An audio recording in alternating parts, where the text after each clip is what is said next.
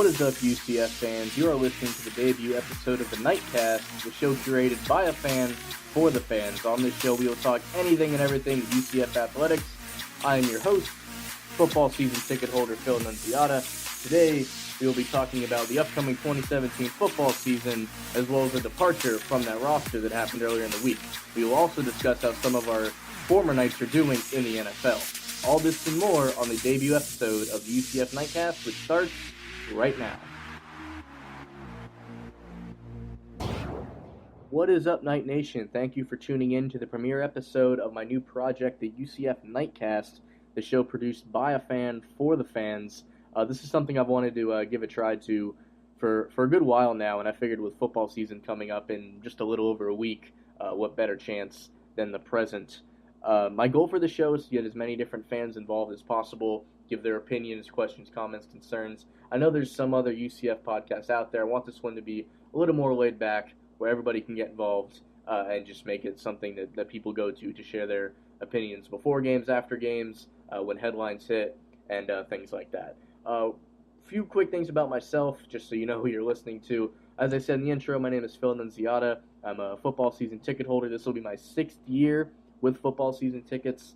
I am a former student, studied television and radio broadcasting, just someone who's really passionate about UCF athletics in general, programs, and the school as a whole.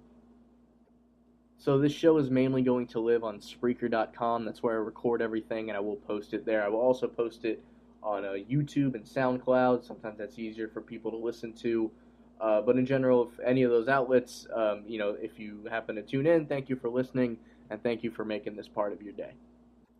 So with this first encounter of this, I'm just kind of testing the waters, seeing how things go. I'm not even going to call this episode 1.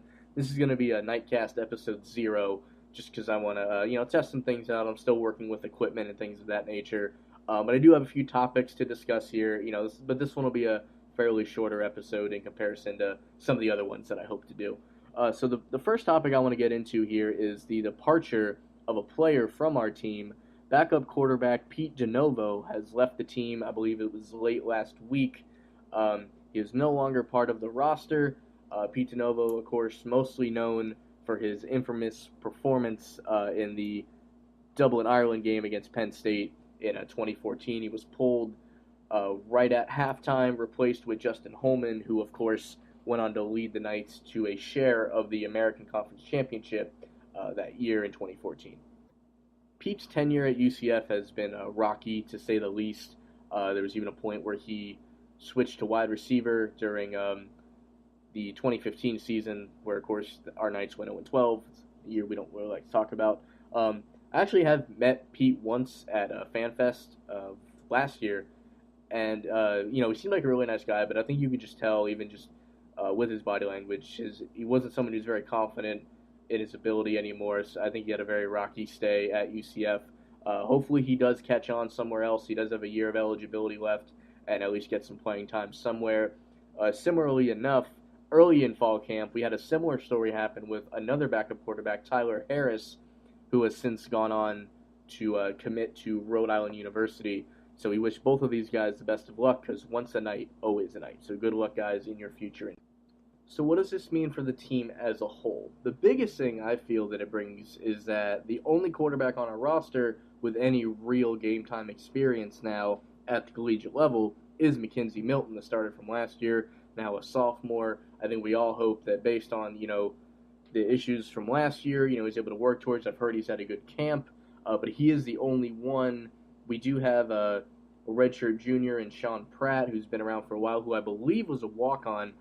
Never really had any real game time experience, and with the departure of Pete DeNovo, what that mainly does is move Darrell Mack Jr., a freshman who a lot of people are raving about, 6'3", 215 pounds, at Norfolk, Virginia, will be the backup for the foreseeable future, seeing on how things go then. I don't know if there's going to be any quarterback competition between them. So far it seems like it's Mackenzie's job until further notice. I think something drastic would have to go down for that to happen. I think he's Scott Frost's guy. I think Mac Jr. might have his time in the future, but for now, I do think Milton is the guy that we go with. And I mean, while DeNovo brings a little bit of experience, obviously he's never really, set the world on fire when he's been in games. So is this a huge loss? Not necessarily, but you do like to have guys behind you that have experience. At least just being there, the maturity factor can come into play. But overall, it does make our entire crop of quarterbacks extremely young. So it'll be interesting to see if that affects anything moving forward. All right, so we're going to transition into the meat and potatoes of this episode 0 of the Nightcast, which of course will be the kickoff game for the football season, UCF versus FIU at our newly named Spectrum Stadium. I know it's going to take some getting used to for me. I don't know about you guys. But just in comparison to last year, of course, was a big win for the Knights in Miami, 53-14. One of the better games McKenzie Milton played. Many touchdowns on the ground, 3 from Dontravius Wilson, who is, of course, graduated and is no longer on the team. Adrian Killings having 86 yards rushing. C.J. Jones got in there, as well as Nick Patty. This is a team that I truly believe we should win in convincing fashion, similar to the 53-14 win of last year. I will be looking for some things here. The main thing I want to see in this game is who is going to step up at the wide receiver position to aid Traquan Smith, especially with Peyton being suspended for 6 games. I would also like to see Jordan Aiken, the tight end, be used more in the passing game. I think he is a matchup nightmare for a lot of teams. So the main thing I'm going to be looking for is how we can use Jordan Aiken more, who will step up in Tristan Payton's absence, whether it be Cam Stewart, it could be some of the younger guys. I would also like to see, because a lot of the receivers have graduated, including, Hayden Jones and a few others there. But this receiving corps still stays intact to a degree. I can definitely see our running game, having just about as much success as we did last year. Obviously, Dontravius Wilson is gone, but we still have Juwan Hamilton. We have Adrian Killins. We have a young crop of freshman running backs. I don't know how many of them are seeing the field immediately. There's no reason I don't think our ground game can't do the same as last year. And I want to see if, McKenzie Milton, if we can see a big difference from, this time last year even. The main receiver, I was trying to think of his name before, it just popped back in my head, is Dredrick Snelson, who's now a sophomore. He started to come on towards the end of the year, had a few touchdowns. That's the guy I want to see replace Tristan Payton for the first half of the year. And then, of course, when he comes back, move him in slowly. We do have a couple other receivers still looking to really, etch out their little piece of the pie in this offense. It'll be interesting to see which ones actually get to do that for this team, in this year moving forward. Dontre Mayfield, for example, a redshirt freshman looking to get more playing time this year. A highly touted freshman that we got, Emmanuel Logan Green, a freshman out of Fort Lauderdale, someone who is expected to do good things this year right out of the gate. So it'll be interesting to see. Traquan Smith, we know what we have with him. I think we've really been looking for that number 2 for a while. Peyton is talented. He's had his problems. Case in point, he's not playing for 6 games to start the year. But he hasn't been all he was cracked up to be. Hopefully in this new crop, at least one person, we get another Traquan Smith, if you will. So my main thing is really just to see who steps up in the offense, through the air. And if McKenzie Milton has the ability to find these guys, because we've seen times where we can, and we've seen times where we struggle to complete passes consistently, and then we've also seen times where he gets in a rhythm and completes 8-9 passes in a row, like the game in Cincinnati. And back to the other point of Jordan Akins, I think really needs to be used in the pass game. He started at UCF as a wide receiver, was moved to tight end as his size. The man can catch the football. He had 2 touchdowns against FIU in 2015 before getting injured, which of course started the terrible season that we don't like to talk about. But my key to this game and games moving forward will be using Jordan Akins and even Jordan Franks, the other tight end, in the pass game. Both guys are very good blockers, but I think they're both mismatched nightmares for defenses, and that's something that I really want to look towards moving forward, and especially in this game, because I think this is a game that McKenzie Milton can air it out. I think we'll have a lead that he won't have to worry about protecting, and we can really see what he can do in an all-out air raid situation, or really get deep into this playbook that clearly there'll be more pages to this year as comparison to last year. Okay, so the last topic for this trial episode we're going to do, I'm going to try to, at least every episode, tie in some sort of Knights into the pros story, talk about a former player who's made it to the NFL and just give a little take on how they're doing, progressing, regressing, whatever it may be. And it only makes sense to start at probably the most talked about UCF player at the moment, and it's not necessarily for good reasons. And we're of course talking about Blake Bortles, former star quarterback, led our team to a Fiesta Bowl win, led our team to a Beef O'Brady's Bowl win, conference championships, a partridge in a pear tree. Blake Bortles is loved at UCF, that much is known, and his welcome might just be wearing out in Jacksonville. I have with me now a good friend of mine. His name is Sean Kramer. He's a big Jaguar fan. I figured it made sense to bring him on for this because I only know this story from the UCF fan side. I would like to hear from someone who knows the team more than me and looks at Blake Bortles as just what was supposed to be the next good quarterback for them. So Sean, thanks for being here. I know, it's good to be here. Did you find the place okay? Yeah, I had a little trouble, but I was able to make my way through that big rainforest. Okay, cool. All right. So I guess the first thing I'm going to start with, let's go all the way back to the draft. Okay. When you get Blake Bortles, what are you initially thinking? My initial thought was I was a little underwhelmed. Now, me personally, I knew Blake Bortles was a quarterback we were looking at. He was the most pro-ready, as they say, before a draft.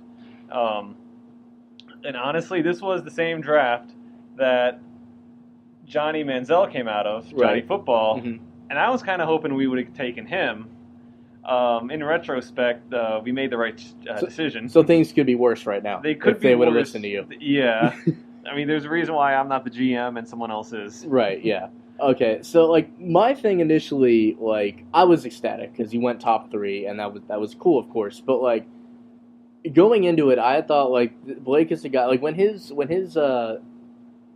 resume, his draft resume, his draft stock, that's the phrase I was looking for, went as high as it did. I was a little surprised. My initial thought was, this is a dude that's gonna go in the 2nd or the 3rd and make a really good quarterback for people, down the line. Yeah. So when he went, and of course, and this happens all the time, so I'm not blaming the Jags for this. There was he's going to sit his whole first year. And he was in by what, week 6, week 7? Something like maybe that. even sooner. Yeah. So, I mean, at the time, he got thrown into the fire.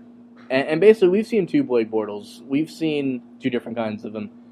We've seen the guy who can throw 35 touchdowns in a season, which was 2nd in the league that year. A Pro Bowl snub, I feel, that year. And then we've seen, the guy that he was last year. And how much of this is him? How much of this is the team? Where do you place blame in the way all this is going? In this situation, I put it at 50-50. Mm-hmm. It's half on the team, the coaching staff specifically, and half of it is him because he is the guy that goes out there and is on the field playing. Yeah. I mean, I've definitely seen him make bad decisions on the field. Yeah. But like you said, I think there's plenty of times. And really the thing is, going into the year, we were just going to have, okay, Blake's got a new coach, we'll see where this goes. It's now sounding like he might not even get that chance. So where are we at with that? Well, we've had 2 preseason games. The first one, he didn't do nothing special, nothing bad, nothing good. It was whatever. Now, the second one, he played a majority of the first half, and he looked horrible, honestly. He really looked out of sync with the offense. He overthrew Allen Robinson. He underthrew Allen Robinson. He missed Allen Robinson wide open. He looked as bad as he did last year. And last year, I wouldn't say I gave him a pass, but he was playing under Gus Bradley, who's one of the worst head coaches in NFL history. The team was never prepared for anything. So now I was like, okay, fine. He had a bad year. He let it get to him. I was just thinking, this year he's going to put it behind him. He's going to have a fresh start. And so far, from what I've been hearing, he hasn't had a great training camp, and he looked as bad as he ever has in the preseason game. Now, granted, it is preseason, but it's not about winning. It's just about getting the offense going and looking decent, coming up for the regular season. And he just didn't look like he had the offense down. He looked like his mechanics are off. He couldn't hit anybody. So I'm really disappointed in how he's playing so far. I mean, like you said, it is preseason. You're not worried about... See, it's such a catch-22. Because we've seen guys in preseason go out and throw 5 touchdowns in 2 games, Yeah. and everyone says, so what? It's preseason. But then you have Then you have guys, that play terribly, and you still want to say, so what, it's preseason, but, you just want to see him move the ball at that point. That's really all you want. In preseason, just don't look bad. Yeah. That's basically what it is. I would agree. And so really what it comes down to, because Chad Henne comes in these games, he's moving the ball, which is, as we've established, we want, to a degree. And even Brandon Allen, is that his name? Yeah, Brandon Allen. Brandon Allen, the third string, who's also, he's moved the ball. But by then, you're playing against guys that'll be, probably cut by working at the grocery store with me next week. Yeah. So, it is a different thing. But really, I guess the main question to start to put a bow on this is, going into the year, do you still give him the chance, you as the fan, or do you want Henne? Me as a fan, I want Blake Bortles to play. Right. I would rather see Blake Bortles go out there and start the year, and if he sucks to start the year, then fine. Then throw in Henne. But if Henne is starting the year, we have no shot basically at anything this upcoming season, because I think the team around him is finally getting better. I hope the new coach, not even really new coaching staff, but the coaching staff we have now, since Gus Bradley's gone, now it's Doug Marrone, and Tom Coughlin's kind of overlooking the whole show. I think the overall team should be better, so I would like to see what Blake can do with this group of guys around him. It's just now the ball is in his court. Now he has to show results. You can't sit there and say, well, Gus Bradley stinks, the team's not prepared, this or that. The pieces are there now, I feel like. So now this is up to Blake to go out and do it. I mean, obviously, the Jags are not my team, so it's easy for me to say, let him try. Yeah. And, if he tanks the season, he tanks the season. But obviously that's not what you're looking for. Yeah. But I would still agree, trying to be impartial. There's no reason. They picked up the option already. There's no reason to not try it, Yeah. And you want to hear something crazy? What's that? I read this article. Since we've picked up his option, this is going to get a little screwy and into NFL contracts and all that sort of thing. All right. Give us the quick version. The quick version is that if Chad Henne starts the year and Blake Bortles is benched, there's a chance it would make sense to cut Blake Bortles for the team, because if Henne gets hurt and then Bortles comes in the game and gets hurt and he can't pass a physical for next year, he'd be owed $19 million guaranteed. That's great. So financially, it's start him or cut him. There's no just keeping him. He'd be a $19 million backup at that point. Which, that's not... You don't do good in the NFL with $19 million backups. No. But so I think what we're going to do here, I mean, this is going to be an ongoing conversation. I think this is something we put a pin in, and then maybe in a couple weeks we revisit this and see where the Jags Blake Bortles saga has gone. Yeah, this is not over by a long shot. Definitely. All right, Sean. Well, thanks for coming on. We'll talk to you in a few weeks. All right, thanks for having me. All right, well, with that, I think we're going to draw the curtains on this first episode 0 of the Knights Cast. I want to thank you all for listening. Whatever platform you listened on, please leave a comment. Let me know what I can do to make this show better as we go on. Leave comments. Let me know if you agreed with what I said, and even better if you didn't. Get some comments about that as well. I'd like to get some other people on here with their differing opinions as the show goes on. So I've been Phil Nunziata. This is the Knight Cast. Thanks for listening, and I'll see you next time. Go Knights.